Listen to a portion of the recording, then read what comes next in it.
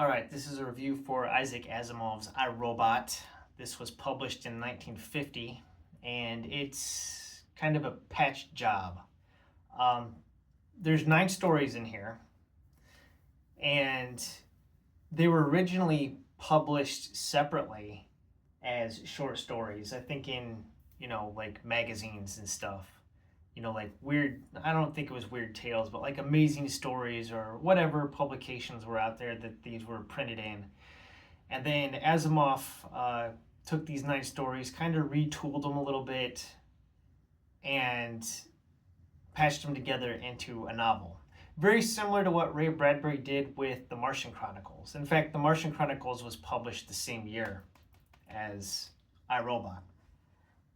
However, I like The Martian Chronicles more than this. Now, some people are going to prefer Bradbury over Asimov, and some people are going to prefer Asimov over Bradbury. They both have their strengths and weaknesses. To me, I prefer Bradbury more because Bradbury writes stories about humans and then uses science fiction or fantasy elements to enhance the story, whereas I think Asimov is very much more focused on the science fiction aspect of things. I mean, he's more interested in the robots and the logic problems, and then the humans end up being like window dressing.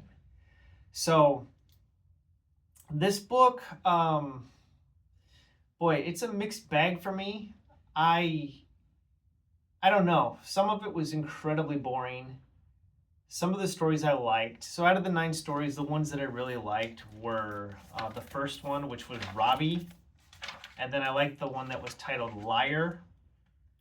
Liar was about a robot that basically through a fluke developed the ability to read humans' minds. So yeah, that one was weird. And honestly, had I read this first, I don't think I would have been thrown as much for a loop in Robots of Dawn when I read this, because Robots of Dawn has a robot that can read minds in it, and I felt like that came out of left field.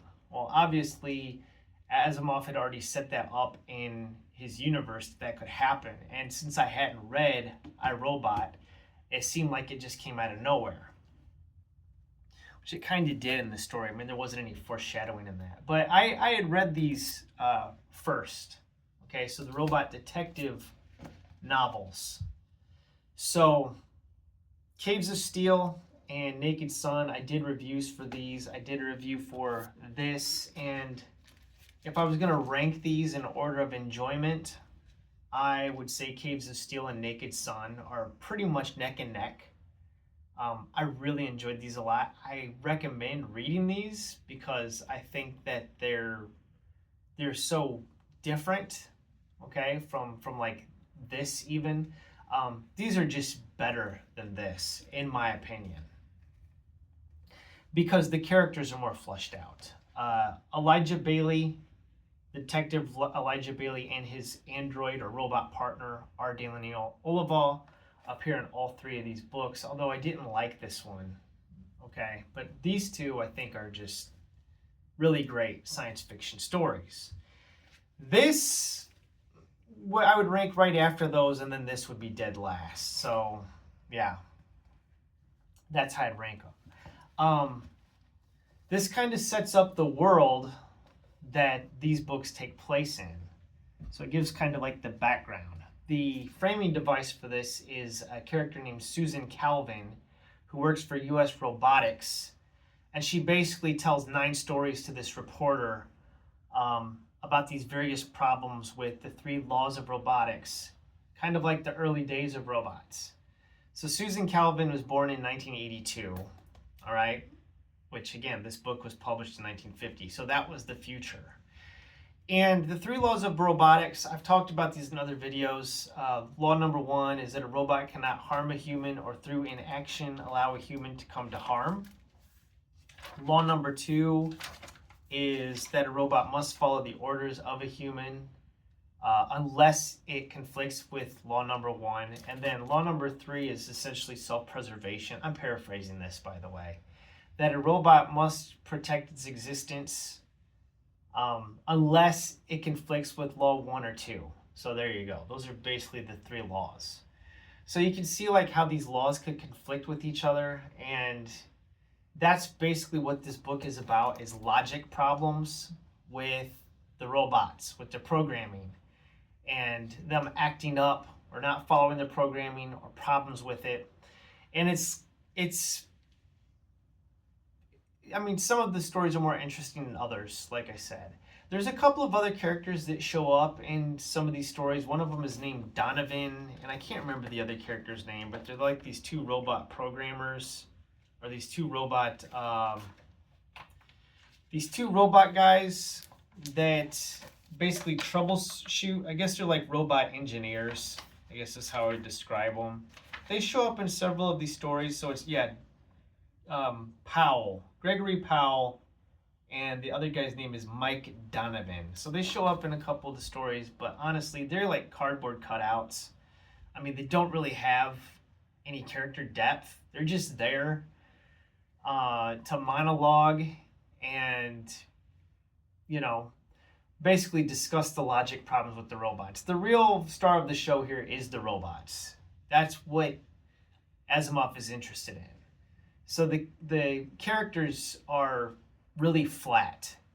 And Susan Calvin isn't much of a character either. In fact, she's almost like a robot. She prefers robots over humans. So yeah, then we get a series of stories here that deal with these logic problems. Now the one with the psychic robot or whatever is called Liar. It's probably my favorite one. Where the robot was, the problem with him and the logic problem was that he took law number 1 like really, really deep. Okay, so he could read people's minds and he would lie to them because he didn't want to hurt their feelings. So law number 1 says that a robot cannot harm a human, or through inaction allow a human to come to harm. So he's taking it to mean like I can't even harm their feelings. Like if they get their feelings hurt, I can't allow that to happen. So since he can read their mind and knows what they want or what would make them happy, he tells them lies so that they don't get their feelings hurt. So yeah, it was interesting. It's kind of a weird story. But by the end, we have like robots are running the whole planet. Like they're basically in charge of these geographical reasons, and humans are no longer even running the planet anymore. Like robots are like controlling the economy and the government and everything, and all the distribution of resources and whatnot. So yeah, I don't really agree with Asimov. I mean, he has a very utopian view of robots and thinks that they're going to be like this great thing that's going to lead humanity into a golden age. And I don't see that. I'm very pessimistic when it comes to the development of artificial intelligence, because I mean, that's really what we're dealing with here. And I think it's incredibly scary. Okay, because the robots that we're making as human beings, they don't adhere to these laws of robotics. When it comes to like military application and stuff, like I'm more of the mind of like Skynet, like Terminator, like the robots are going to destroy us all. Or Philip K. Dick has a very pessimistic view of robots, and his story is like, do androids dream of electric sheep?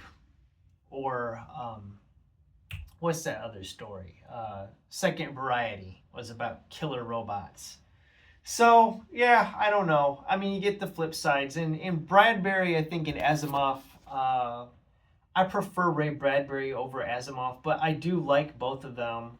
It's just what your flavor is, really. I think Bradbury's prose is better. I think Bradbury's a better writer. And I think his stories are more human. And Asimov is more, interested in the science side of things. So, all right. I don't really have a whole lot else to say about it. I hope I didn't prattle on too long and bore everybody. But yeah, check these out. They're interesting. Like I said, if you're going to read one Asimov book, though, I think Caves of Steel. You know, this is a great book. I really like this a lot. R. Daniel Olivaw, the robot detective, was the inspiration for Lieutenant Commander Data in Star Trek The Next Generation. So he's very Data-like. And when I read these books, okay, I pictured Brent Spiner playing R. Daniel Olivaw. We don't have a character like that in this novel. Well, I guess there is one humaniform, what they call humaniform robot in one of the stories, which was kind of weird. Because it was like a guy running for Senate, or running for it was either congressman or Senate, and they suspected he was a robot. And I think that one was, that was called Evidence. That was number 8, story number 8. So there is some interesting stories in here. They all got a different flavor to them. It just, I don't know, the short story format didn't really work as well for me in this one as it did in Bradbury's Martian Chronicles. I thought that the Martian Chronicles worked better as a patch job than iRobot does. But anyways, I'm going to stop there. Thanks for watching, and have a wonderful day.